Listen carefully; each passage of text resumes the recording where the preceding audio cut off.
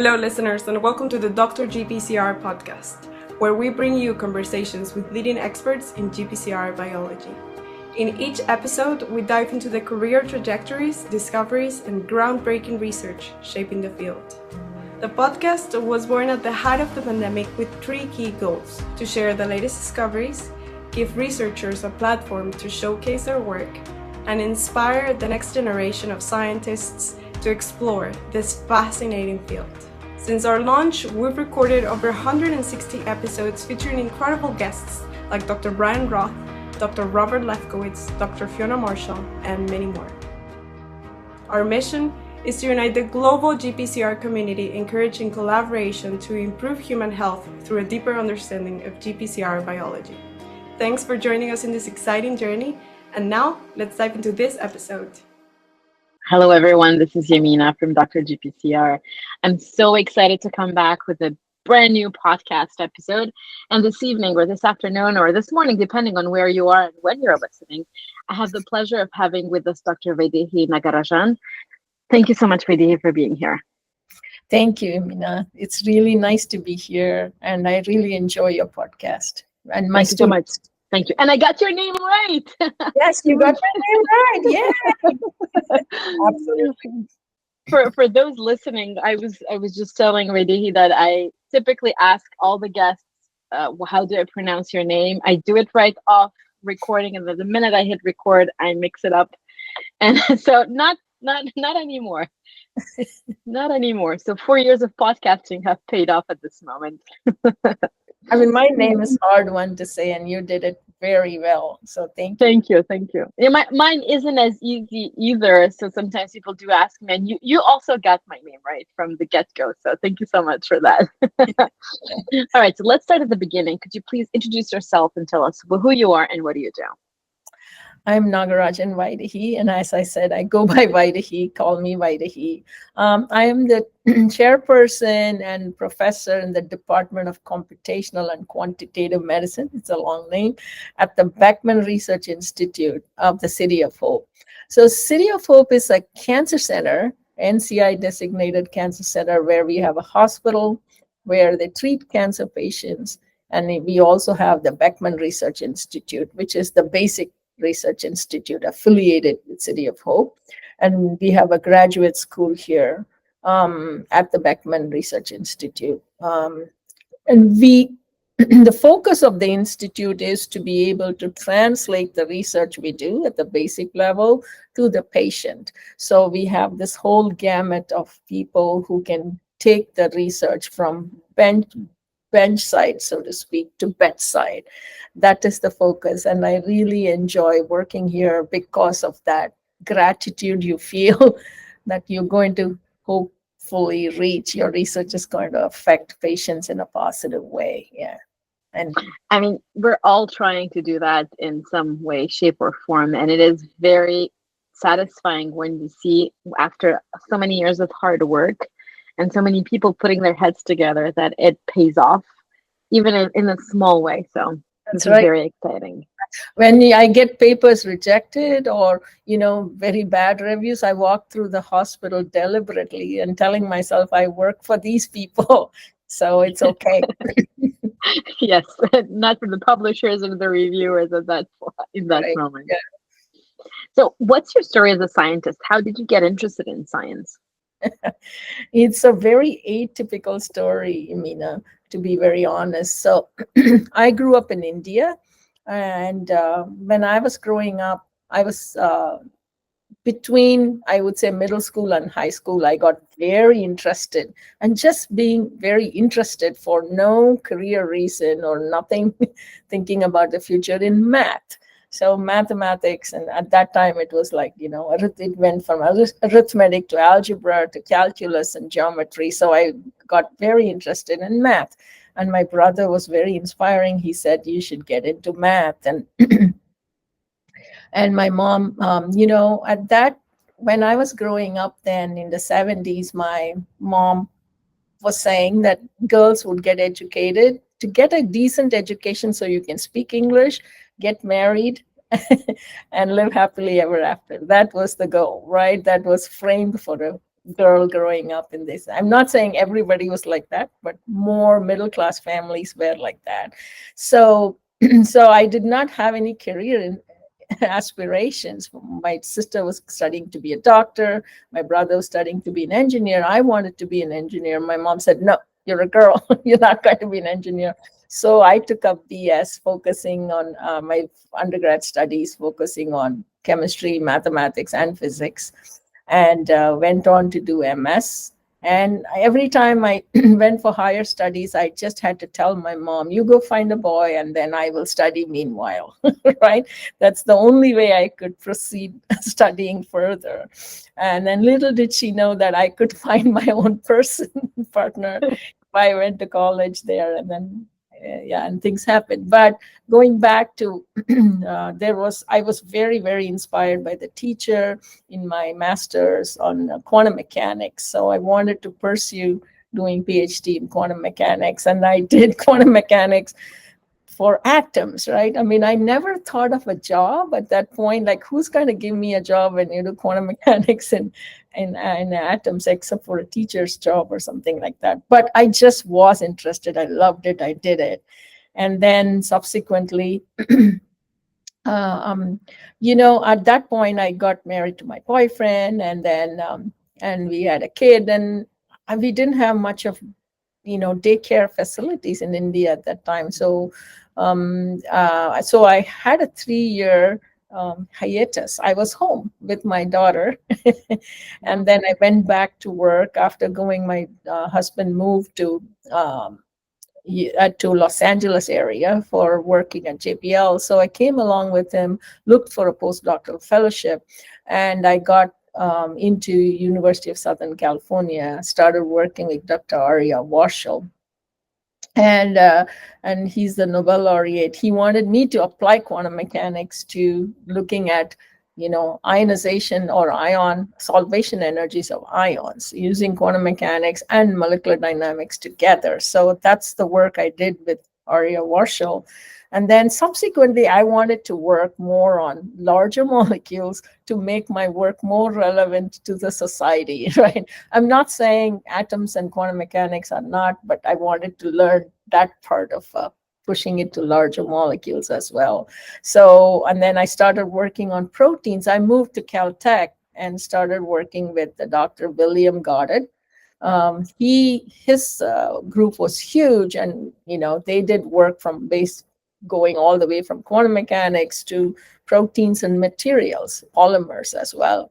So I was working on the biological simulations. Meanwhile, I was on the weekends, I was interested in one of my family friends was working at JPL, and he's a robotics engineer there. And he was developing, dynamical algorithms to control robots remotely on Mars, right? So during our family discussions, I realized that we can use the same algorithms that are used for robotics into molecular dynamics. So we started developing over weekends these algorithms that when you treat the molecule like a bicycle chain connected by rigid bodies connected by flexible linkers, then you can solve the equations of motion in a simpler way and enhance the sampling in molecular dynamics simulations of proteins.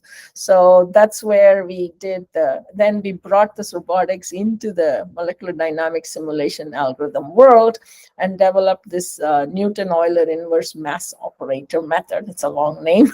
That's how they solve those complex equations in a simple way, the robotics world.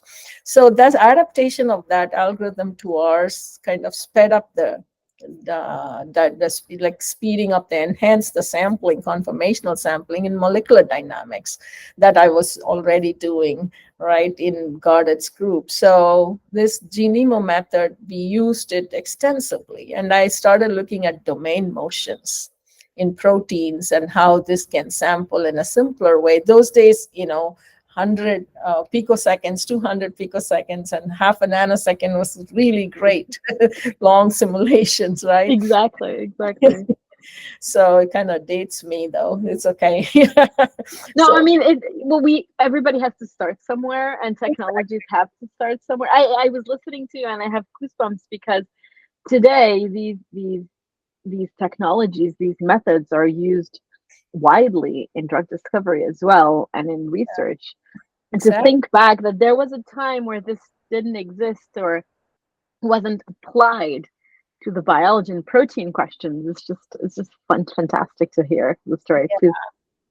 Yeah. So at that point at Caltech, I was a postdoctoral fellow. There was a project when I was developing this method. There was a project from Department of Defense, which was involving Caltech, Fred Hutchinson Cancer Center, and Caltech and Fred Hutchinson Cancer Center. The person from Fred Hutchinson Cancer Center was Linda Buck. This the Nobel laureate Linda Buck, and this project was on understanding olfaction with the aim of designing nose, artificial sensors, right? I mean, it's called electronic nose, that's the project. So we were part of that project, and our part was to, can you give an atomic level understanding of how odorants are recognized by olfactory receptors, which fall into this class of And there we go. That was going to be my next question. Is where did you end up in the GPCR field, and also you entered the field with not the easiest receptors to work on, so very challenging. But ignorance is everything there. Yes. I didn't know that it's so hard. So started studying about these GPCRs, and the only structure or low resolution structure was this frog rhodopsin electron microscopy map that was available. Not even this was 1998, so on, before rhodopsin structure came out, right? So we used that frog rhodopsin electron density map, used to place the helical axis in that conformation, generate a three-dimensional model, and then so there's no homology modeling then. So they generate a three-dimensional model, optimize the side chains, and so it's like an ab initio prediction of that structure, olfactory. So that was our first structure, olfactory receptor 59 structural model, I would say. And we predicted how this odorant, and we docked the conformation into what was ad hoc known about biogenic amine receptors, right? Adrenergic receptor, and they by mutation, Merck had generated a lot of mutation data in developing beta blockers. So we used that mutation data to know whether our odorant was also binding in a similar area, but in the olfactory receptor model, you can see how many approximations were there in that model. Yes, I was just thinking of that, as to how far the olfactory system is from a structure function conformation perspective from the beta adrenergic, to which there was no structure at the time. So exactly. You mentioned this is 1998. The first rhodopsin came out in 2000. Yeah. Absolutely. So it was based on frog rhodopsin, low resolution electron density map, the structural model, and the docking was based on what was known about mutations in beta adrenergic receptors. So it was, but Linda Buck was really floored. She was excited to see a three-dimensional model of olfactory receptor, because she was studying how odorants are recognized by these receptors in a combinatorial fashion, right? And her work, landmark work, is to identify that these olfactory receptors are broadly tuned, and every odorant elicits response from multiple olfactory receptors. So that's how we got into GPCRs. And then came the rhodopsin structure, which is a huge relief for all of us, right? Who were modeling. And then I moved into looking at beta adrenergic receptors and dopamine receptors, and looking at ligand binding and so on. At that point, so I was promoted to being at the heading the biological simulation center at the Materials and Process Simulation Center at Caltech. And then going back to my history, At that time, I also started collaborating with a professor, Jack Shively at City of Hope, on, how do you label antibodies with the radionucleotides. He wanted us to model those optimal binding to radio label antibodies for therapy, for PET, for imaging. And so, and then he said, we really need somebody like you at City of Hope. Are you interested in coming? And my sister is an oncologist. She was a practicing oncologist. She said, there's so much to be done in oncology. Please go. I would love, otherwise I'm just signing death certificates. We need more people to survive. And she was a, motivating factor for me to move. And then I came here as a professor. I joined the Department of Immunology. I know immunology is diverse, right? Immune system is very diverse, but our department was as diverse. We had an crystallographer, we had an NMR person, and we had a mass spec person, and they hired me in immunology. And yeah, it takes a village. I mean, I feel like, well, not I feel, I know that complex problems in science require a multidisciplinary approach, and being able to be in an environment like you just mentioned, where you have all of these people who speak a different language. I think we can all agree on that. yeah, But if everybody works towards the same goal, the common language develops, and then people put their heads together. And you mentioned ignorance being a bliss. I think with olfactory GPCRs, it is with a lot of things, because you just come out of a different, you have a different approach. And right. complex problems require this multidisciplinary approaches. That's right.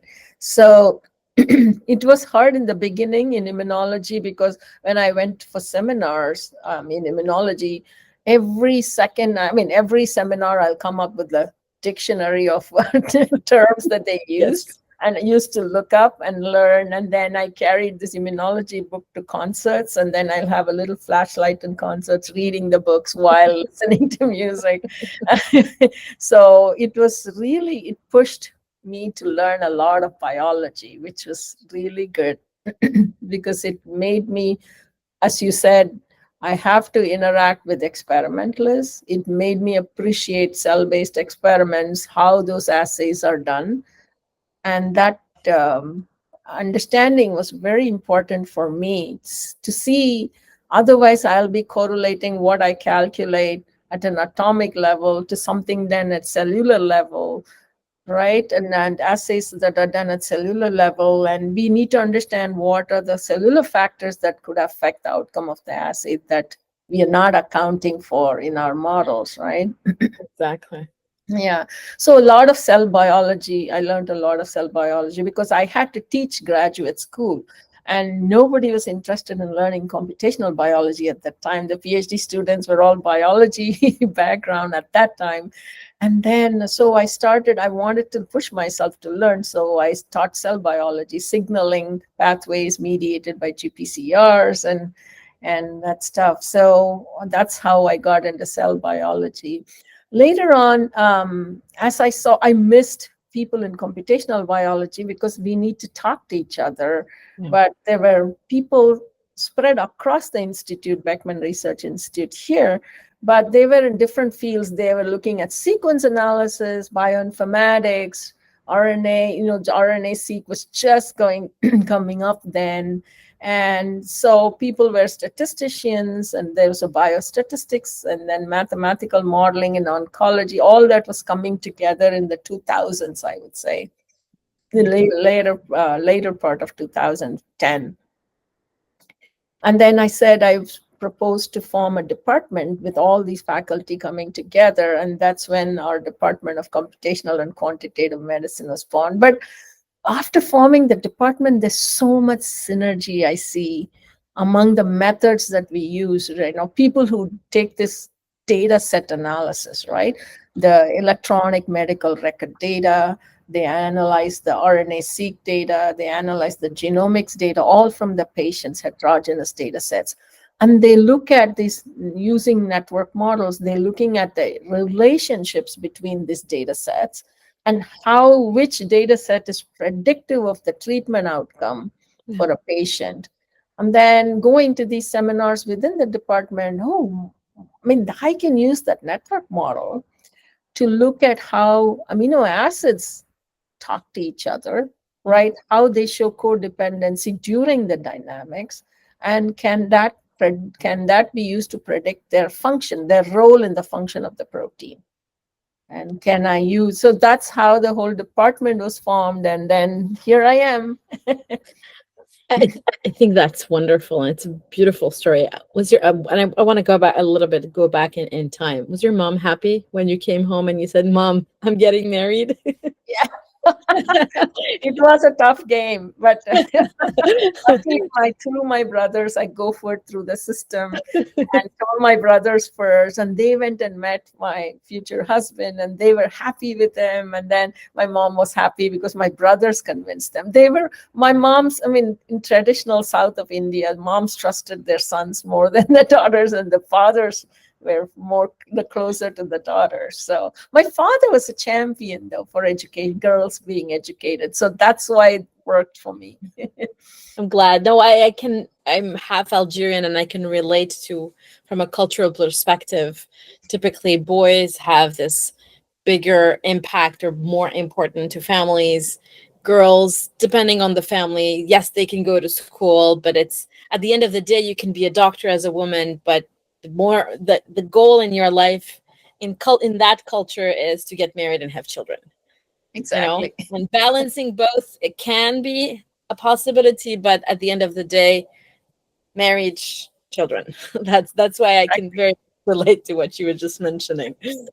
Yeah. I wanted to ask, so when you started the work on the olfactory GPCRs, I do realize that there were a lot of concessions you had to make, because there was this frog structure available and low resolution. But did you at that time realize the importance of the GPCR family, or you were thinking of it as a problem in the context of odor recognition only? When I started I didn't know anything about GPCR. So I was working on proteins, but mostly enzymes in Warshall's group and also in Gardet's group. But when GPCR was introduced, and it was introduced to me as an olfactory receptor. And Linda, gave me a lot of knowledge about the olfaction part of the receptors, how they are broadly tuned. And whereas enzymes are, other kinases and are all very narrowly tuned in ATP. But then I started reading about biogenic amine receptors, and they are also in the same class. That's when I realized these endogenous GPCRs are very narrowly tuned to certain ligands, whereas the olfactory receptors are different. So I would say, it gave us a free hand there, because there's no structure, there's nothing known. It's like a blind man's world, right? Even a person with one eye was very good to lead the path. So I think it was very relieving in the sense that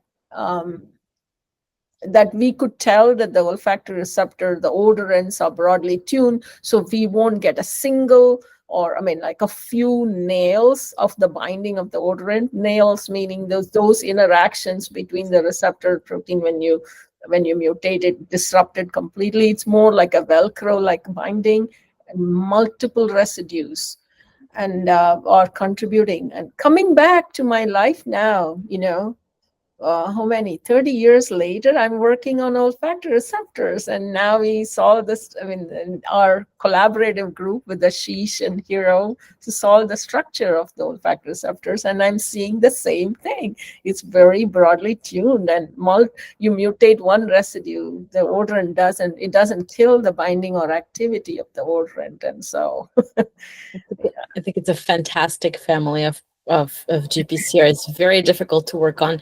I guess that's why also there is a very limited number of, not only structures, but maybe it's just me who's not currently focused on olfactory GPCRs, but I did some literature back in the day, and I thought it was fascinating, trying to understand You have a set number of receptors and what ligand goes with what. It's very broad, very difficult. Studies are a little bit all over the place. You have human, you have dog, you have rat, you have all sorts of species, mouse, all sorts of species. And it makes it even more difficult because it's difficult to have even an assay setup, a functional signaling assay setup that is reproducible and having a tool compound, Yeah, which is exactly. key to actually generating data. That's right. So and then even more fascinating, newer, recent finding from other labs are that these olfactory receptors are not just in the olfactory epithelium; they are expressed in other organs, and they are implicated in cancer, for example, the prostate cancer. And that is fascinating. So these are really sensors in the body too, not just sensors to the environment, but sensors within a body. What could be the ligands that activate them is really fascinating. Yeah. I agree. I agree. You said expressed in cancer and also detecting some kind of ligands. I wonder that I'm thinking here about diagnostics. Is there a way to use some of these receptors, and you would, I don't know, somebody would you would I'll spit it out. It's the end of the day. I'm No having worries. a hard time expressing myself. But for example, you would blow some air on some kind of a sample, and would that light up if that specific GPCR implicated or expressed in an environment where there's a cancer present would be a good tool to actually use it as a diagnostic tool and a non-invasive diagnostic tool. Right. I agree. So you're saying the receptor should be on that chip. Potentially. Multiple, yeah, so that's like the electronic nose concept, right? If Yes. these ectopically, not in the olfactory epithelium, if the olfactory so-called ORs, odorant receptors that are expressed ectopically in other tissues, or you can put them on a chip and Yeah. then so yeah, you can dream of a lot of things. Now the low hanging dream is that now you can have this class of GPCRs as targets for cancer, the olfactory receptors, because they are highly expressed on the cancer cell. You can design a T cell receptor, like a CAR T therapy, to target olfactory receptors, or you can design inhibitors because, as you know, GPCRs are nice targets for that. Yeah. Yeah. What is the hot topic or hottest GPCR in the context of olfactory OR in the context of cancer that people are very interested in, or something you're very excited about? So OR51E2, for which we solve the structure of the active state bound to the G protein, in this case GS and not the GOLF, is a very hot target for prostate cancer. And it's a I would say, well validated target from multiple groups. It's been shown that it is implicated in prostate cancer. And that is something that you can immediately go after as a drug target. Yeah, yeah. That's fantastic. Can we say that that's your favorite GPCR, or do you have So, other? I just want to talk about this. So, because I'm a computational person, right? I develop methods to understand GPCR mechanisms, such as, mechanism of activation of the receptors, how do ligands. So originally, when we started this work in 2012, looking at how ligands affect the receptor conformation, do the ligands bind and induce conformational changes to go into an active state, or do the receptors go between active and inactive anyway, and the ligand specifically binds to the active and stabilizes it if it's an agonist and if it's an antagonist. So our early work showed, come from a purely computational, no experiments, at that time, showed that actually it is conformational selection. We studied multiple ligands, partial agonists and full agonists for beta-2 adrenergic receptor, right? So, and then we could show that the ligand stabilizes, that the ligand, or the receptor without any ligand samples a large conformational ensemble. So in terms of my interest, or my lab, the interest of our lab is to develop computational methods to probe this. How does the mechanism or activation occur? And then the second problem that we were interested in is how when a ligand binds, it communicates that information about 3 nanometers away where the G protein couples. And how does a ligand receptor pair selectively or promiscuously couple to different G proteins, right? And as well as beta arrestin. So this we got interested in the allosteric regulation by the ligand receptor pair and how that leads to selectivity and promiscuity. And to be very honest, the field was very skeptical about computations and modeling using physics. So not many people were jumping on the wagon to, when I first said there is allosteric communication, they said, no, maybe at that time there were experiments showing that when an agonist binds, the allosteric communication breaks. When an antagonist binds, it is strengthened. That's what we said in the paper, but then people couldn't believe that stuff. So it took quite a bit. I mean, even today, I find biologists always look at physics-based predictions, modeling predictions with skepticism. I understand because biology is complex. I completely understand that, but that's the way to go. Now people are warmed up to computations a lot. It's becoming an integral part of any high-impact study, right? I agree. And I think it's important. I mean, computation doesn't solve everything, but computation in my mind allows to speed up the understanding. And the more you can decrease the number of cellular assays that you have to do, the more you can bypass having to do experiments in the lab, the better it can be. I mean, only run experiments on the 5 or 10 molecules you're interested in instead of having to run it on 1,000. Exactly. And I think this is where computation gets us there. And it also allows us to, we're talking about MD simulations, it allows you to sample that conformational space from the point of view of amino acids and see what is in space, what is the extent of the movement those molecules can have together, which amino acid interacts with which one.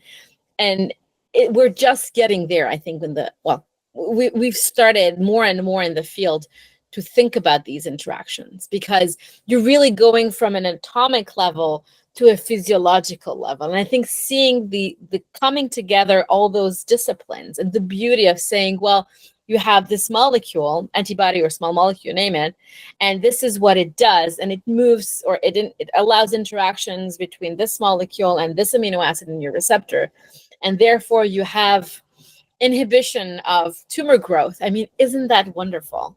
Yeah, exactly. And how does this happen at an atomic level? And how do you translate it to this function of that protein in the cancer cell, right? Exactly. So now we can use, this allosteric regulation is something we've been always interested, leading to G protein selectivity. And more recently, we are using this Bayesian network model that with the collaboration within the department. So this network model is like, given a set of variables A, B, C, and D, in attributes of that variable, how that variable changes with time, for example, it'll give you a network that gives the probabilistic dependencies between these variables. What is the probability of this variable affecting another variable? And which direction does A go to B? A and B are variables. Does A affect B or B affect A? And then, so people have been, this is a machine learning model. The thing I like about this machine learning model is, unlike the deep learning network model or the dynamic network models I've used those two before. This is the deep learning, you don't get interpretable, like this is the factor that affects the protein function. You can't get the interpretation. You can only predict whether that protein is going to be functional or not using deep learning methods. Why? Which are the attributes that lead to dysfunction of the protein, you can't interpret those network, right? Whereas with Bayesian network, if one reduces the spurious correlations that you see in dynamic network analysis. Dynamic network analysis is based on structure, like spatial relationships, but this is not um, um, dependent on structure. So you take your MD snapshots, right? You can give which amino acids are contacting which amino acids within the receptor or between the receptor and the G protein as an input every snapshot. And it gives you a network for the whole trajectory. And the network gives you which amino acids show codependencies during the dynamics on which other amino acid, whether it be in this within the GPCR or with the, into the G protein as well, right? So you can look at allosteric dependencies, not just local dependencies. That is something that really fascinated me about Bayesian networks. So we have adapted this machine learning model to analyze MD simulation trajectories. The thing I liked about this, Amina, is that it is very data driven. I don't have to put in any knowledge that I know about micro switches or anything like that. Just take the MD data and analyze it. And it automatically gives. So we took the D. Shaw trajectories from Ron Dror when he was there on beta 2 deactivation, right? It tells by doing this analysis that the ionic log breaking and all that comes as an outcome of the network, which is very fascinating because now you can use it for other other GPCRs or olfactory receptors where we know nothing about activation yet, right? So I think that's where we are. So what I'm coming back to your question, I've been broadly tuned to multiple class A GPCRs in my lab, and more also that kind of GPCRs we focus on also depends on experiments, because every project in my group, I don't do wet lab work, unfortunately. So I really need to collaborate closely with them, because if you don't test it out, you can publish it, but it's no fun. It doesn't go anywhere after that, right? After publication. So you really want to predict, test it out, and then go back, fail, iteratively go a few times, refine, and then, right, you understand that. So I have collaborations which are for every project, which are experimentally driven. And that's why I'm able to appreciate what are the pitfalls of the method and what are the pitfalls in the experiments, right? And the experiments are also, they repeat it and they can't get the same number sometimes. The cell-based experiment, it's a dynamic system. I understand cell is dynamic, right? Exactly. So it's not going to behave the same way every day. Exactly. No, absolutely. I think being able to go into this iterative process is essential to fine tune the models. But at the same time, having spent a lot of time at the bench, you don't know. Sometimes the stars align in one way, sometimes the stars align in a different way, and your cells respond in a different manner. So you have to repeat it 2, 3, 4 times in order to get a sense of what has gone wrong or not in your system and be able to relate that. But I think the challenging part is really to communicate this to non-bench scientists. Right. Because when you talk to someone who is expecting a number and one day the number is 60 and the next day is 85, they want to understand how come the same protein gives you these two signals or these two responses, Right. when in essence pretty much in the same ballpark at that point. Yeah, even for a chemist, you mix two reactants, you get a product. People know it's more definitive, right? Biology, that's why it's complex. And I feel like studying a cell is like studying the galaxy. Honestly, it's just that complex, right? It's a dynamic system and it changes every day. And so it is, it is fascinating. But so going back to, that's why I do work on different GPCRs, because depending on the collaborator's interest mainly. Yeah. Yeah. And particular favorite projects you've worked on where you thought, oh, that was something really interesting that you learned or developed a new method thanks to that collaboration? Yeah, sure. And so those moments for me, I think that, um, you know, I'm just thinking through a little bit about which are so for me, Any, looking I was, at, oh, sorry, go ahead. no, please go ahead. I was just gonna say any aha moments, anything that in particular you said to yourself, wow, I would have not been able to learn this if we hadn't had this collaboration, we hadn't worked on this, we hadn't developed this methodology. Right. So definitely. So those moments are like when for example, when we first looked at this allosteric communication, we looked at how amino acids show this correlated dynamic motion. They are distant, right? And we mapped the pathway using an algorithm that people regularly use to design cellular phone network. Like if you have to connect Boston to LA, what are the different states in which you have to put the towers in order to pass the information? Similarly, from an amino acid that's in the ligand binding site in the extracellular region, going towards the G protein, residues in the G protein, what are the amino acids involved in the pathway?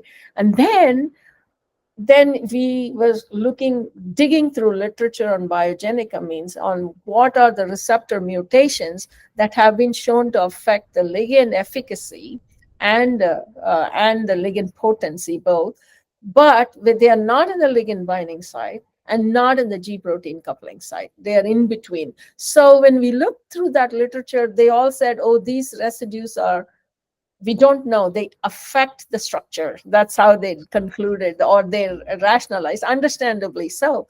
But when we found that these residues are present in our pathway of the allosteric communication, we were so excited to see, wow.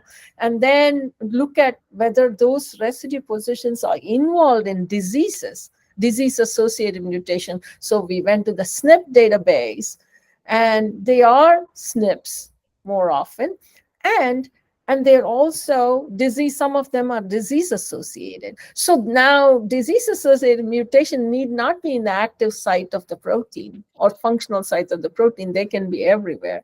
And later on we found that when we looked at the allosteric communication pathways from the G protein coupling site, it went everywhere in the receptor, and not only to the ligand binding, orthosteric ligand binding site. Then what we did was to take all the crystal structures with allosteric modulators, positive allosteric modulators, negative allosteric mod bound, and overlaid it with this allosteric communication pathways pipelines that we had drawn, like, a bowl of spaghetti in the receptor. And we could see these binding sites are all in the allosteric pathways. Oh, that was an aha moment. And it's not the publication of that work. It's not the thing of that work, but that when we discovered it, or when we first saw that, that was an aha moment. This is, I think, this kind of everyday life when you interact with graduate students and postdocs. And for me, I live for that. Yeah. I was listening to you and I had goosebumps because I could imagine the receptor, changing conformation, and also the residues lighting up in a specific pathway, and a specific, not pathway, but a specific, actually path. Yeah, exactly. Which I thought was I can see it. The way you were talking about it clearly comes through that you love what you're doing. But I was listening to it. I was like, yes, I can totally see it, and it's fantastic because a lot of times people focus on the orthosteric site, they focus on the effector bindings or interaction site, G protein, beta arrestin, but it's maybe because we didn't have the methods to connect these dots, and using computational methods allows you, and MD simulations allows you to give life to these. Exactly. Now, when we did this MD simulations and identified use this MD simulations to do the computational analysis on which residues are involved in communication, we went to the experimentalist who had done this, the Stefan Laporte, who had done this alanine scanning of the whole receptor. And that data is gold mine for us.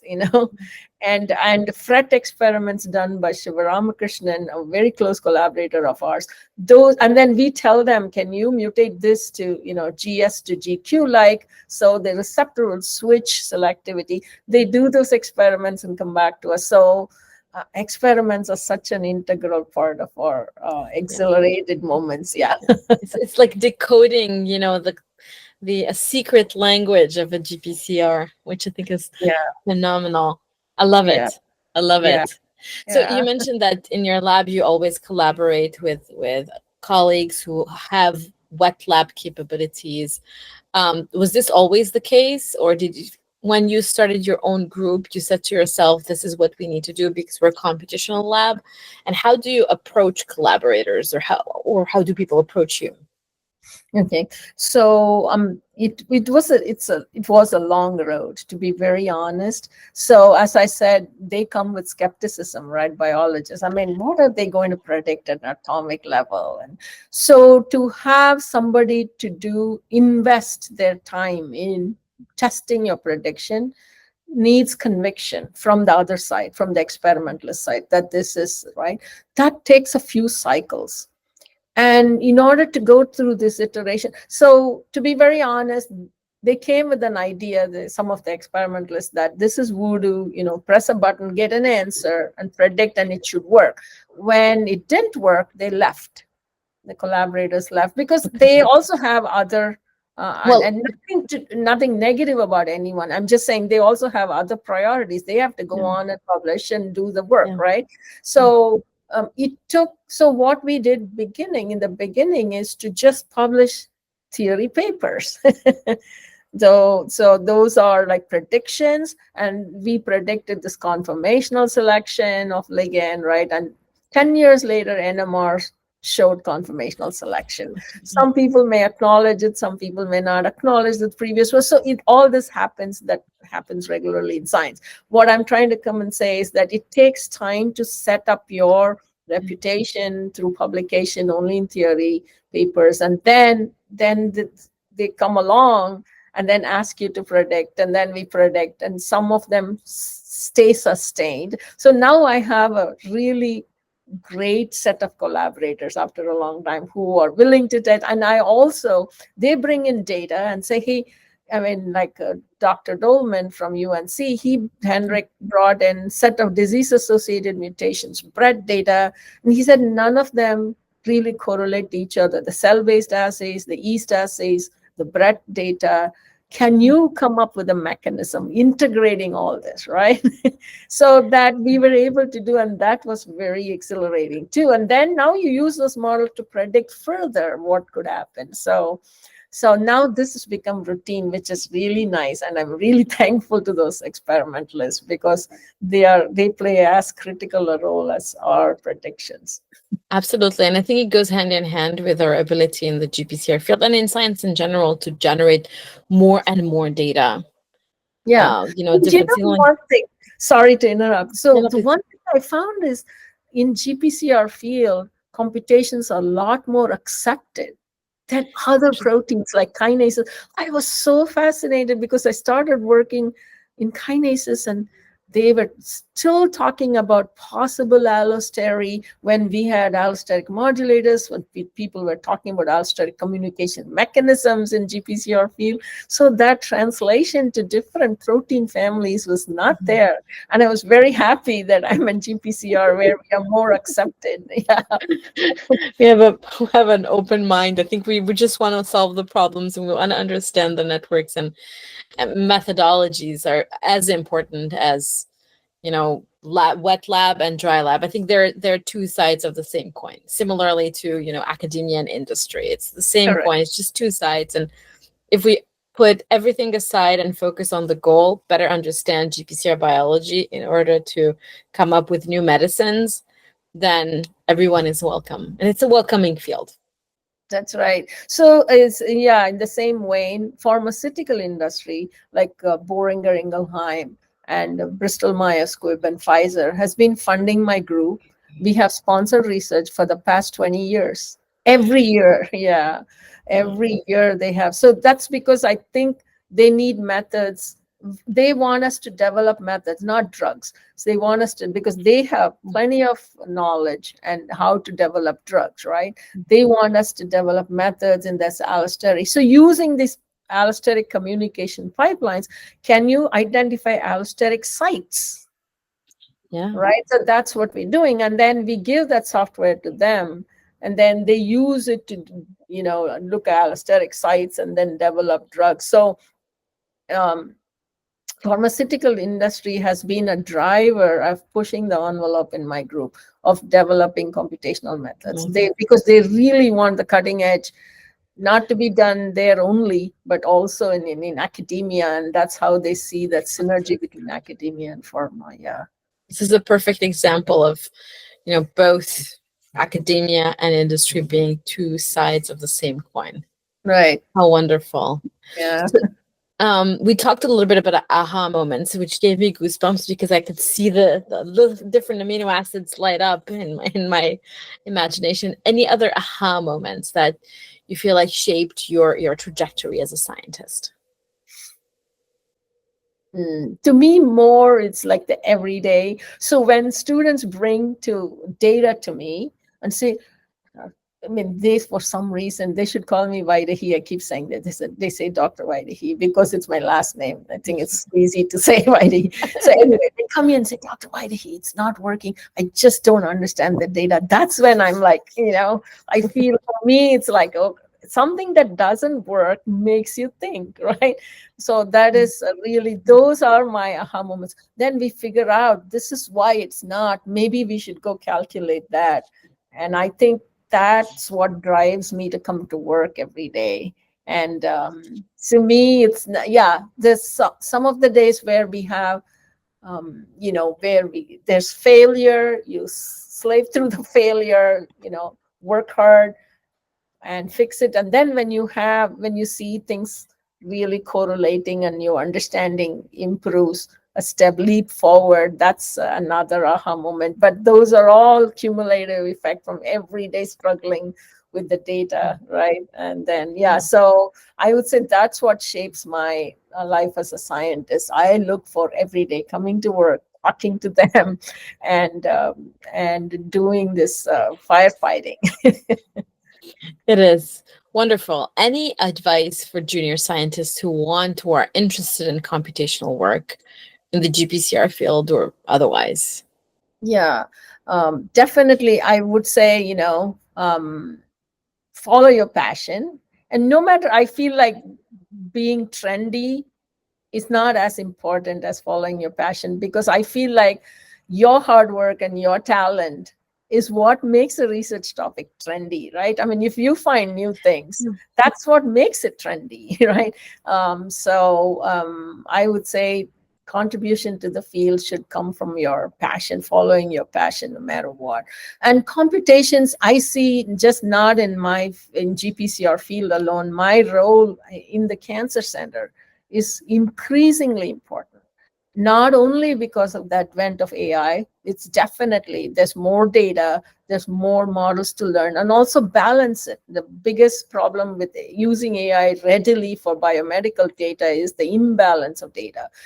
Imbalance in the sense patient versus non-patient, that's the first imbalance. The second thing is, in terms of racial biases in collection of data, right? In the sense, the data is not balanced. We don't have this many of this population versus this race. And so we have to balance that as well. So our role as computational scientists is only increasing.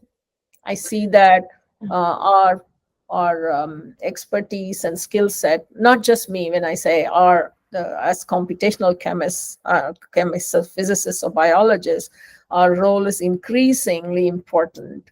And you have to be cautious about how we stretch our predictions or not, right?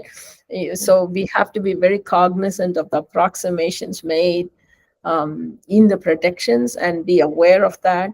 But we have a footprint definitely in the medicine, in the medical world now, and it's only going to increase. So I can see that symptoms because more grad students want to join our department, more grad students from biology want to join our group and so on.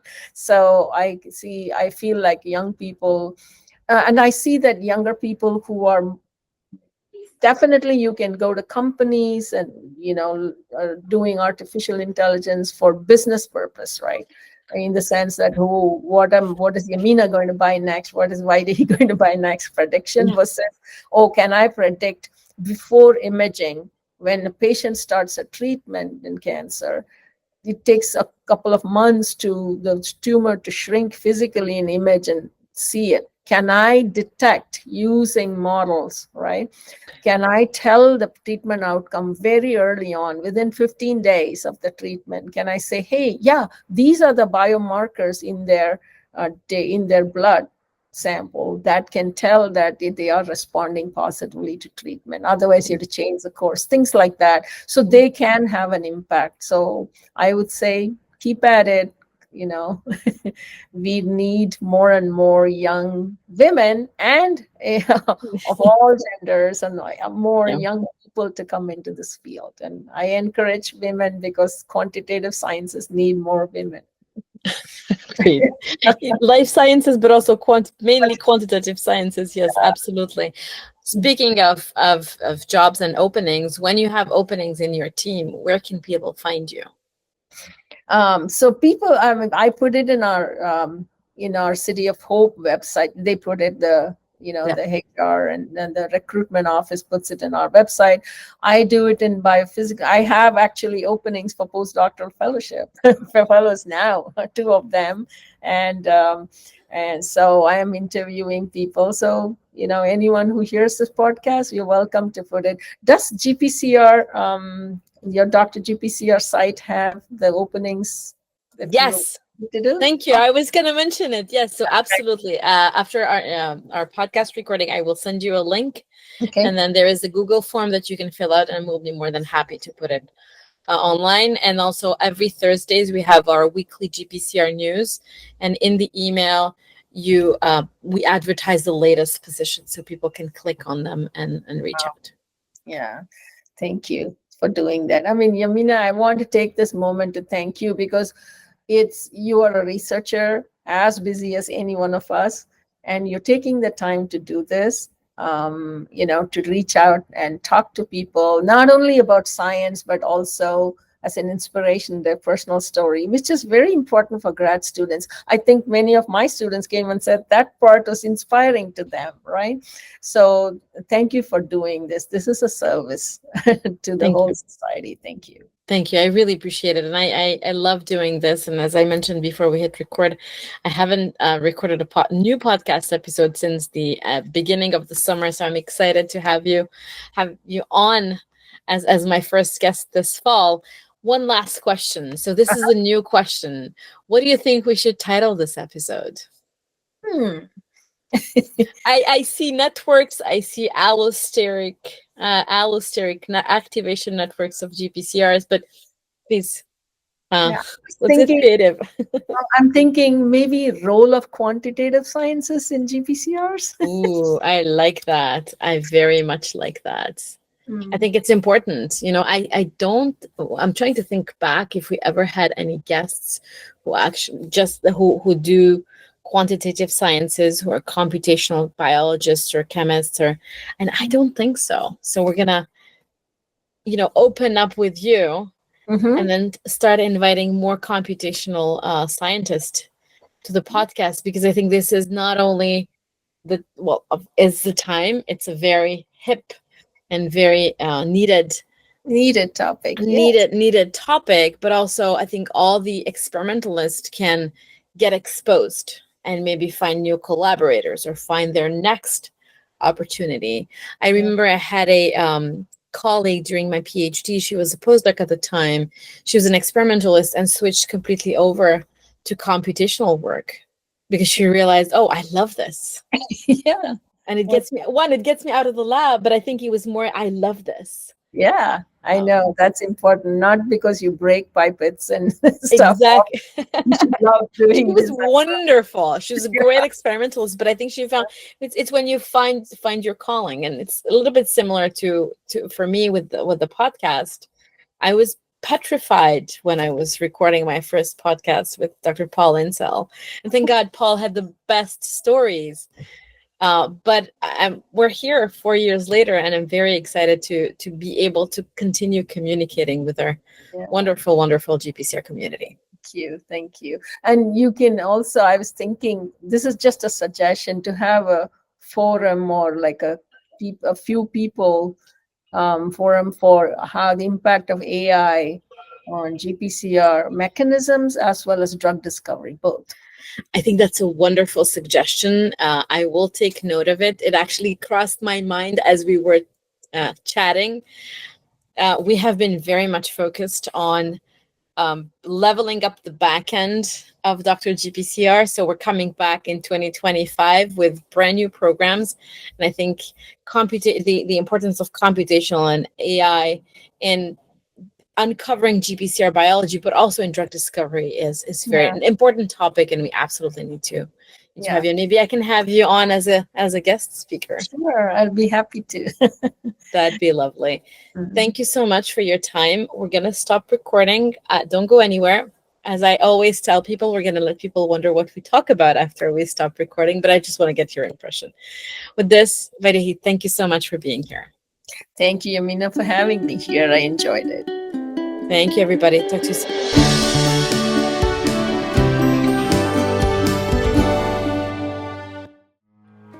I need a favor. If you enjoyed this episode, please click the like button.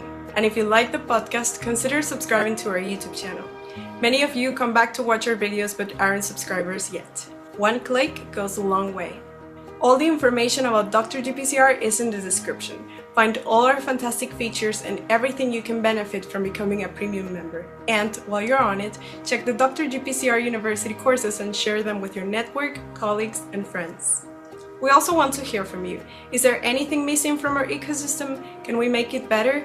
Email Yamina at drgpcr.org or email our team at hello@drgpcr.org. Thank you so much for joining us in this podcast episode.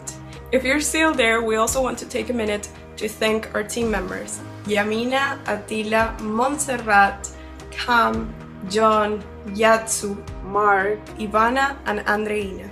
If you like our podcast, you can leave us a 5-star review on Apple Podcast. You can also leave us a testimonial at drgpcr.com/testimonials and subscribe today to our monthly newsletter at ecosystem.drgpcr.com/newsletter-sign-up. Until next time, and stay safe.